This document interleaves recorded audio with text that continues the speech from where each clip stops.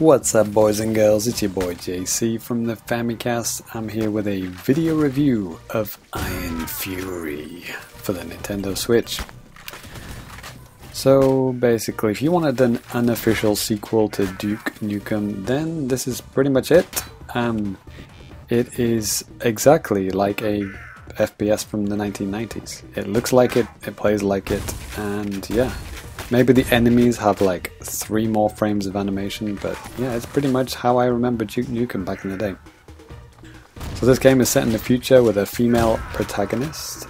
Basically looks like Blade Runner. You've got robot enemies and mechanical spiders attacking you. And the weapons, you've got a 6-shooter, you've got a shotgun, you've got some grenades, and my favorite, you've got an Uzi that shoots bullets that sets enemies on fire. So gameplay is pretty much just shoot the enemies, find the card keys, and then reach the next part of the map. You've probably played that kind of game before, right? Doom, Duke Nukem, it's that kind of thing. Each level is kind of seamlessly connected to the next one, so there's pretty much no waiting around, no loading. It's just, you know, into the next map, autosave, and on you go. Around the map there are hundreds of things like armor shards, bottles of life juice, other pickups scattered everywhere, and then does that thing, you know, the screen flashes when you pick them up, you know, the classic thing. There are tons of secrets to find actually. If you explore the map, there are so many things. You have to pretty much scour every single bit of the map with like little hidden rooms, little hidden areas. There is a radar that you can get to help you find these secrets. You don't have to get them, but the game will tell you as you're about to leave the stage, you know, you've got 11 more secrets left or whatever. And another cool thing is if you push the minus button, it gives you the overhead map. You click it once, you get the kind of outline, you click it twice, and then you got the fully kind of rendered map from above. And it's pretty useful actually, and you can actually still play the game like that. So yeah, if you want to play as like a little triangle from above, you can do that if you want to. So the graphics are what you would expect. Like I said, you know, it's pretty much a 1990s game. The textures do kind of repeat a lot, and you know, within the same few stages, it does look a little bit samey. But maybe that's just trying to keep it authentic. It is quite easy to lose your bearings, which is why that map feature is pretty useful. You know, when things look very samey and lots of, you know, corridors that look very similar, you know, you can lose your bearings sometimes, but you know, this is old school, and there are no arrows pointing the way or like dots to follow or something like that. This is old school. You are gonna have to search every bit of that map to find where to go. This game is extremely fast as well. The actual default is run on, as in you're always running, and it is super fast. It's like, you know, if you're playing Duke Nukem, if you had a really good Pentium back in the day, it's like that.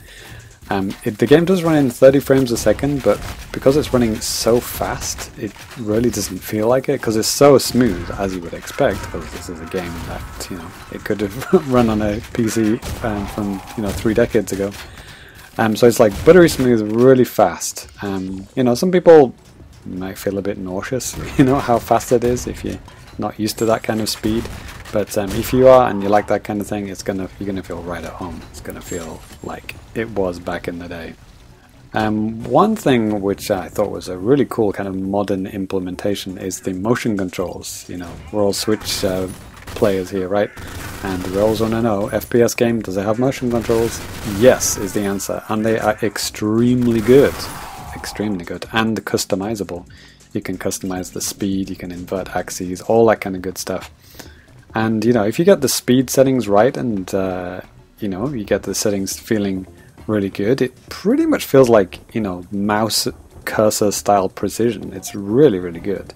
You can like shoot people above, below you, you know, with a flick of a wrist, and you only have to use very slight wrist motions as well. As for the audio, the music is okay. It's generally forgettable. I mean, it's not as good as like Doom or Duke Nukem music.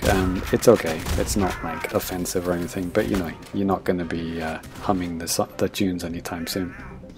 But the game does have a lot of voice dialogue. The protagonist actually, you know, says a lot of kind of funny lines, you know, when she's killing enemies.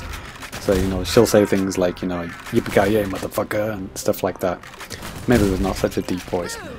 But you can turn those off. There's actually a handy option in the audio settings called Silent Protagonist if you want to turn that stuff off. But, you know, I would say keep it on. I thought they were really funny, and it kind of gives you the whole 90s vibe and stuff. I really liked it. It's cheesy, but in a good way. I like it.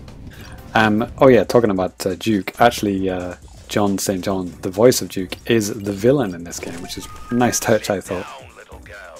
This is your final warning. What are you gonna do? Send me to my room? But, you know, if you're thinking, oh wait, that means there's tons of dialogue and story scenes and everything, no, there is hardly any story. The story is not even shown to you. You have to literally find it in the options menu. It's like a readme.txt file style thing, which you have to read. You barely even notice there's a story. He just occasionally pops up on little monitors from time to time. So the game, it's not terribly long. I mean, for this kind of thing, it's a good length. I think the average time for completion is about 9 to 10 hours, which is pretty good for this kind of old school style shooter. But yeah, I'm a fan of Duke Nukem, and I really enjoyed this game. I think it's a lot of fun, and it is super retro. It's super hard and super fast, and there's lots of secrets and all that old school stuff that, you know, you'll enjoy if you like that kind of thing. So yeah, I'll give it a 7 out of 10.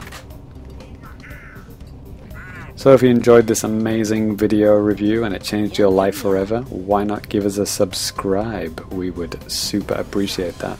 And if you hit the notification buttons, we're actually a podcast, so you know, you'll get a notification when we're going live, and you can come and chat to us live and have a good time with us. It'd be awesome.